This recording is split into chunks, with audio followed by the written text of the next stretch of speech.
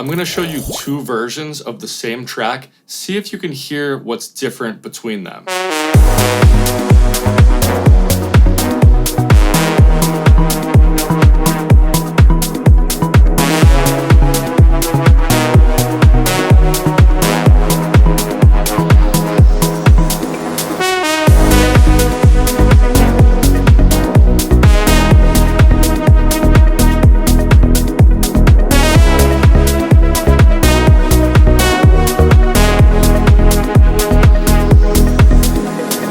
So between the two versions, I haven't changed any of the sounds, the mix wasn't changed at all, almost everything is the exact same. The only difference is the octaves of the notes have been changed. My music used to sound super cheesy because I would use the wrong octaves for synth sounds and bass sounds. So how do you pick the right octaves? It seems so basic, but this is by far the easiest way to get your track sounding powerful instead of cheesy. Let's talk about the synths first.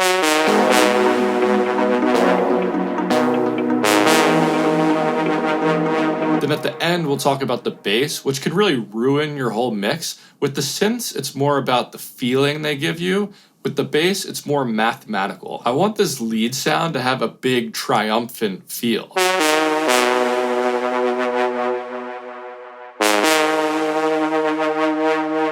But this octave isn't really giving me that feeling, so we gotta experiment. Let's try up 2 octaves.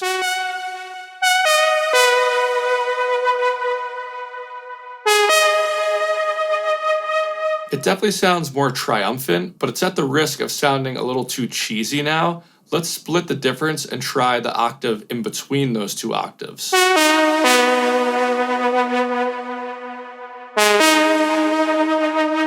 That sounds more like the sweet spot for the feeling I'm going for, but we don't want to lose any power, so I need a lower synth that complements this lead synth. For that, I can use the stab sound.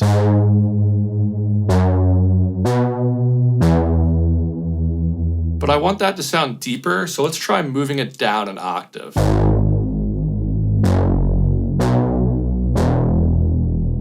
And this is where I see a really common mistake. People see the frequency spectrum of this sound,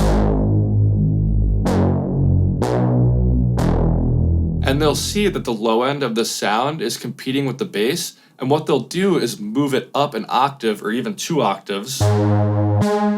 And that's their solution to make room for the bass.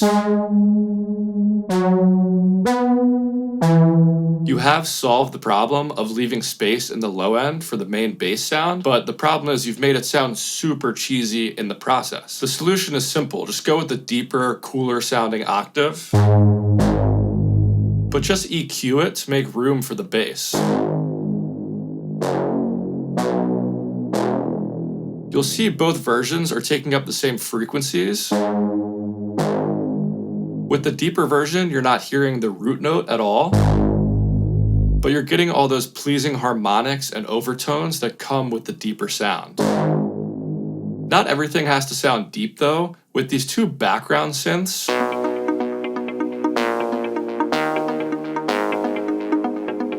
I want those to feel more light and atmospheric, and I get that feeling a lot more when I move those layers up an octave. That'll help lift up and elevate the rest of the synths.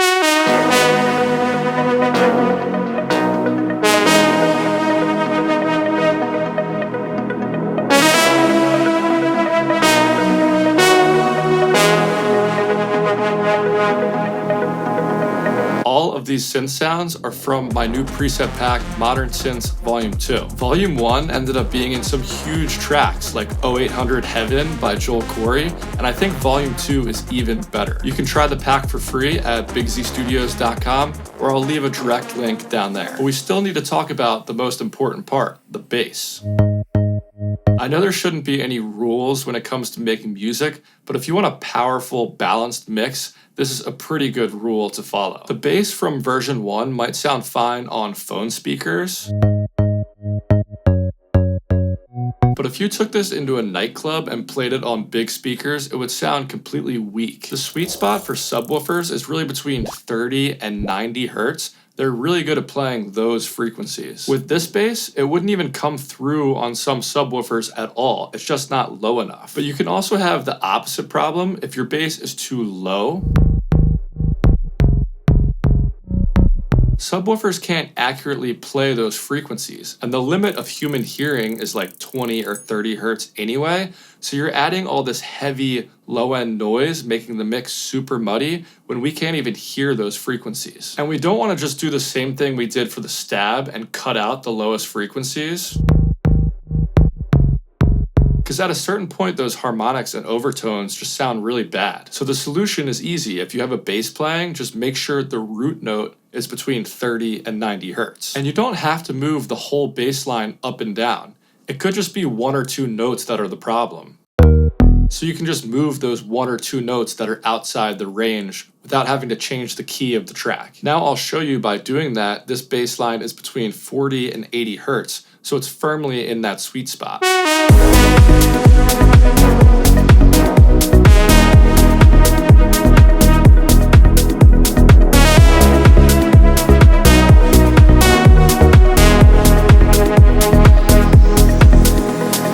Thank you guys for watching. Peace.